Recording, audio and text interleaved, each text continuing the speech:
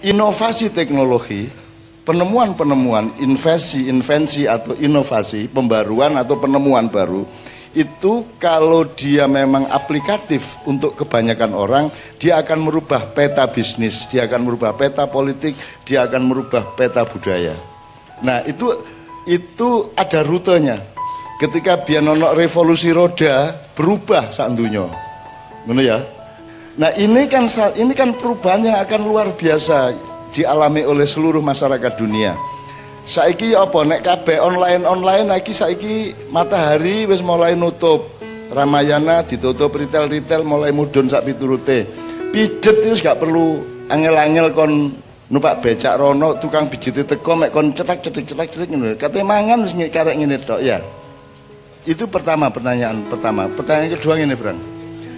Kan urip iku subjek dan objek, ya, pelaku dan penderita, ya. Fa'il wa maf'ul nek bahasa Arab. Fa'il itu pelakunya, maf'ul itu yang kena perlakuannya. Produsen konsumen gampangane. Nah, tolong kasih saran kepada anak-anak milenial ini, the kids of now ini, ya. Awakmu kudune ya apa dalam hubungan subjek dan objek? Awakmu iki konsumen ta produsen di dunia IT ini? Awakmu iku mek wong sing dikentir-kentir ae ta awakmu iku sing ngentirno wong? Awakmu sing bagian bikin gelombang atau awakmu sing keseret gelombang? Itu masalahnya, Bang. Aku nyicil ngene, Mas. Ada beberapa hal yang mungkin Anda tidak cocok sama saya, tapi saya ngilingno sing paling oyot. Tadi kan ada sikap untuk berhati-hati terhadap suntikan dana internasional dan seterusnya. Pertama urusannya adalah, jadi sing penting awakmu ojo menjadi sing dudu awakmu.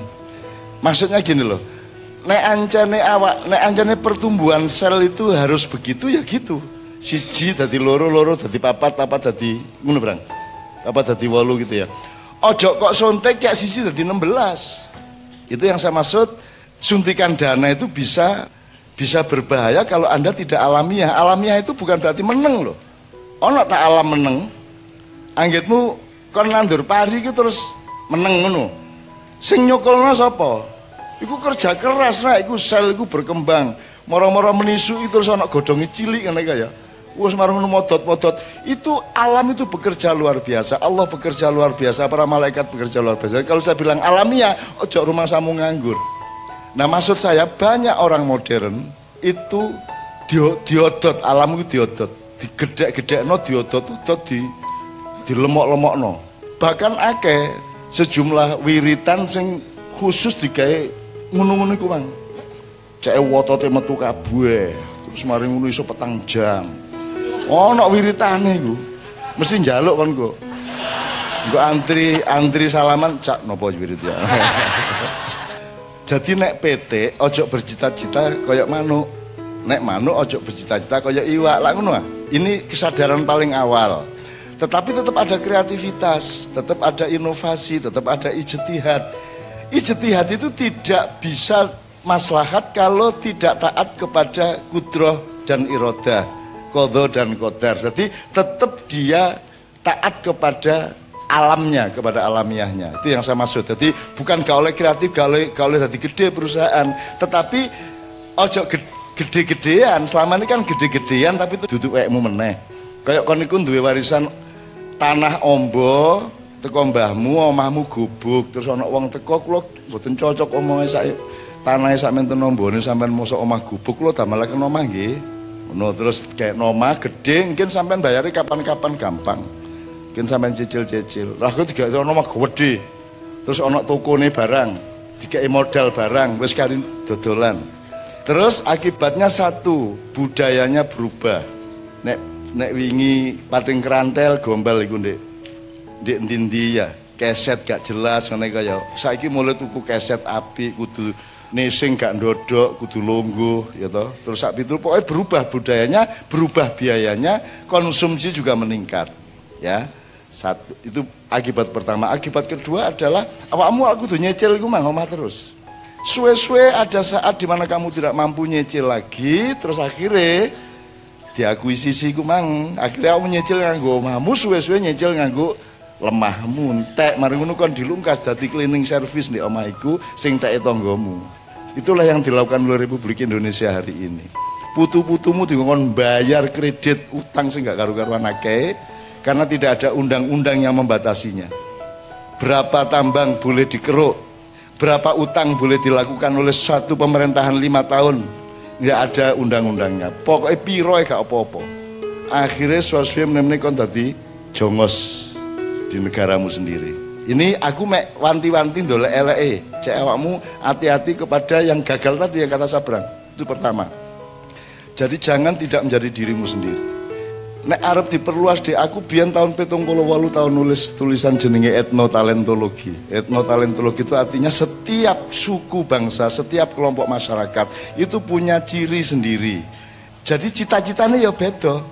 Cita-citanya wong Mandar, beda karo cita-citane wong Bugis, beda karo cita-citane wong Madura, karo wong Makassar, karo wong Toraja seje cita-citane. Lha kok iki sak donya dikongkon padha cita-citane sugih, gedhe lak ngono. Aku termasuk orang yang sangat gagal, pol gagale menurut cita-cita orang modern. Sugih gak, kuwasa gak, dadi apa-apa gak, gak kabeh. Saya ini orang yang sangat gagal. Jadi saya salah satu kegagalan Anda sebagai bangsa Indonesia adalah gak iso milih pemimpin. Dan sekarang ini, malam ini adalah contoh betapa Anda itu tidak bisa milih pemimpin. Aku ini lho roh apa tentang digital e-commerce lho roh apa aku. Aku lah gak roh apa-apa blas, aku ini old nemen. Gak roh apa-apa. Saya ilmu normal aja aku gak iso. Pesantren ya diusir 2 tahun wis diusir. Gorong sampai kitab kuning cek waduh. Jadi mek belajar mahfudhat kata-kata mutiara karo hadis beberapa ngono tok. Balaghah durung belajar, alfiyah gurung belajar, pokoknya sembarang gurung belajar. Jadi aku gak duwe dasar ilmu. Kuliah yang ngono 4 wulan aku metu. Soalnya yakin bahwa aku gak iso nggarap. Oleh 4 menit aku langsung ngadeg, Pak, niki. Loh, kok gak diisi? Mbok sampai urip ping 5, matek ping 5 gak iso nggarap iki, Pak. Terus aku tak di Malioboro ae, aku Universitas Malioboro. Akhirnya metu aku teko sekolahan. Aslinya jane gak duwe duit kayak bayar SPP berikutnya. Alhamdulillah ono alasan yang lebih bermutu, yaitu saya tidak mungkin bisa mengerjakan accounting ya. Accounting aku kan bayar ono ngene-ngene kok. Apa iki ono.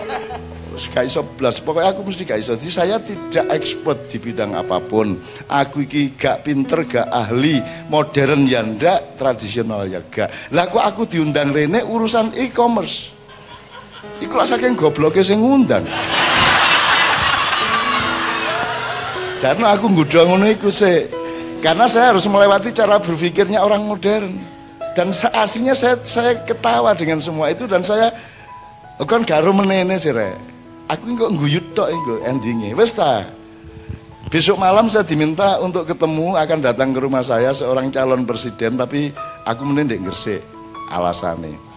Dan seterusnya lah. Pokoknya ono lah yang Anda semua kenal namanya, tapi saya udahlah.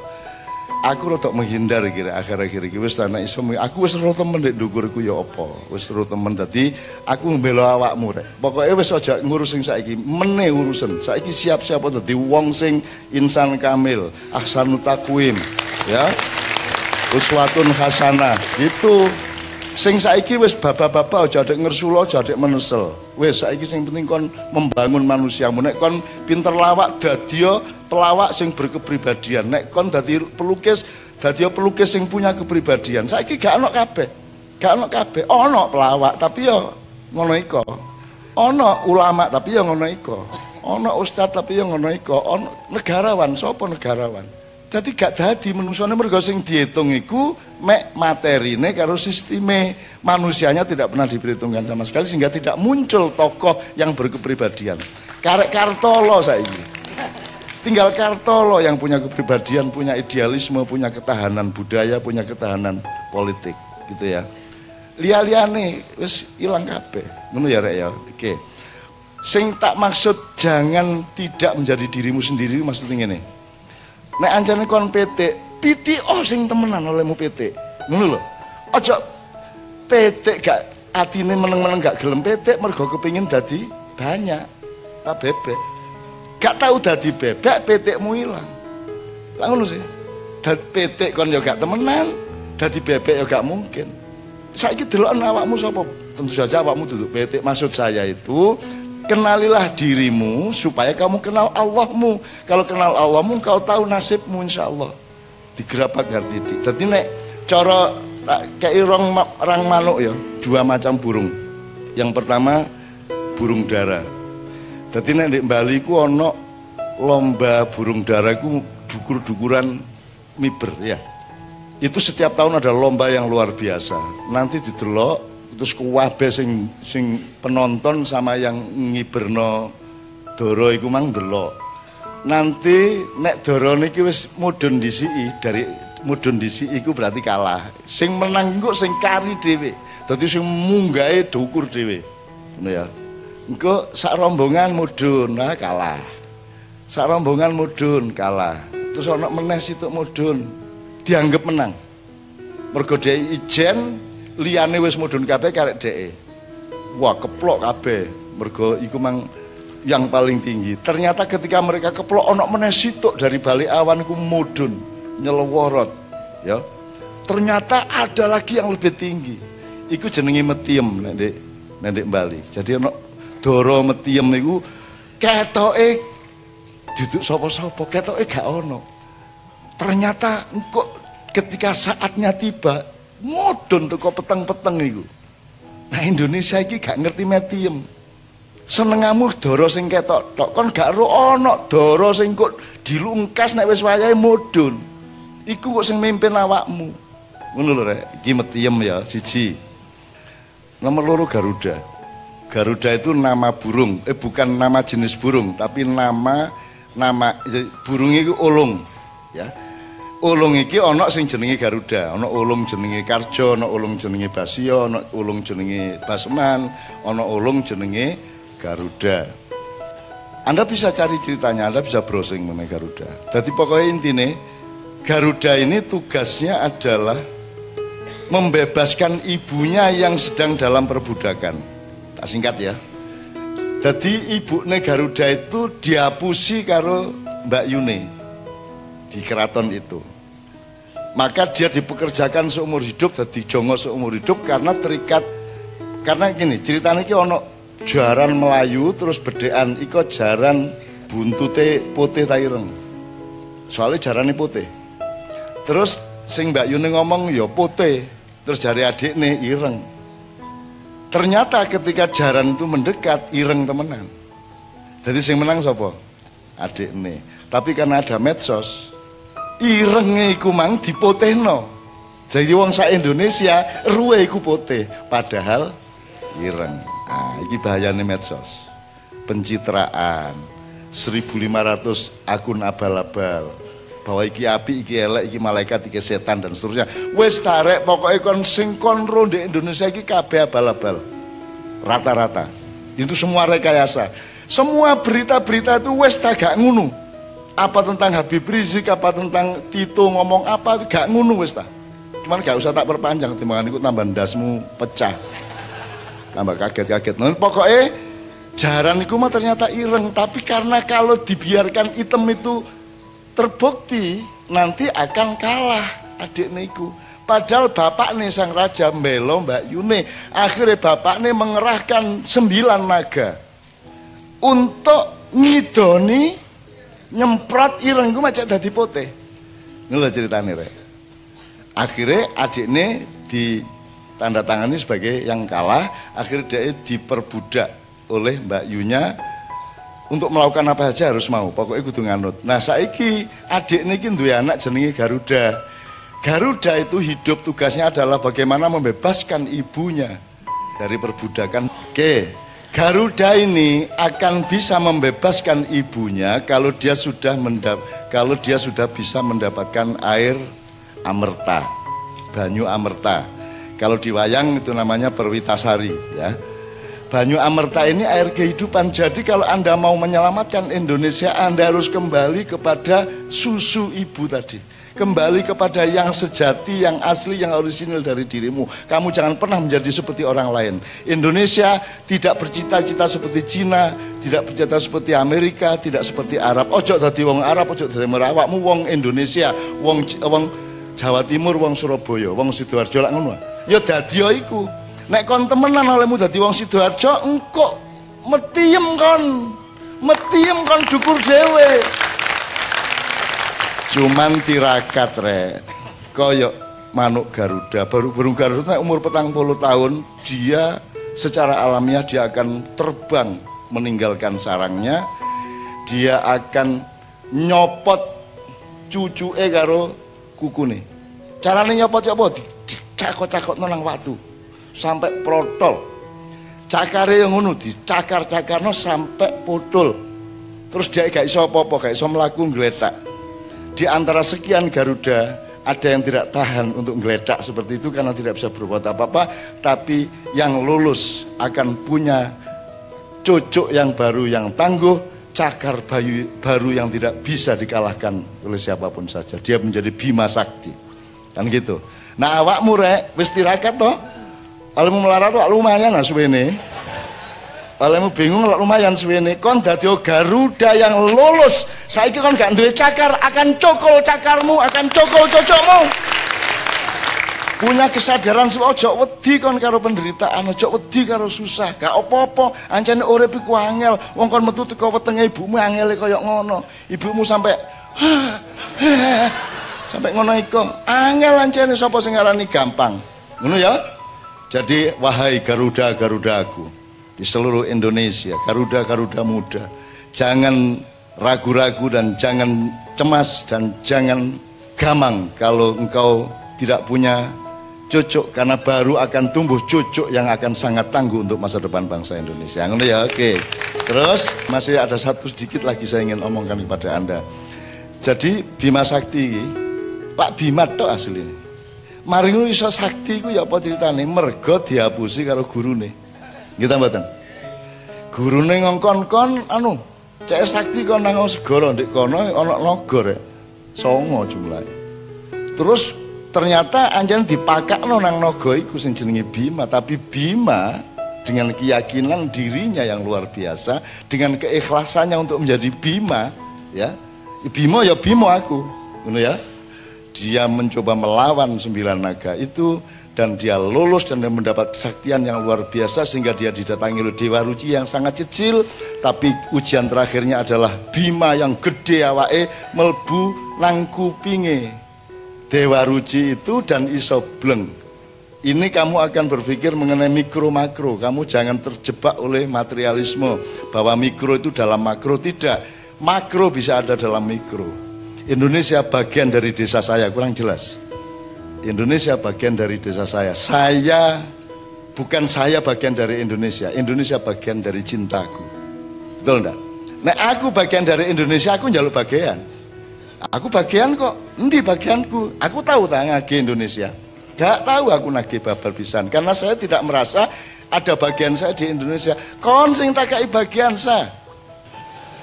Mergo awakmu bagian dari cintaku. Maka aku memberimu terus.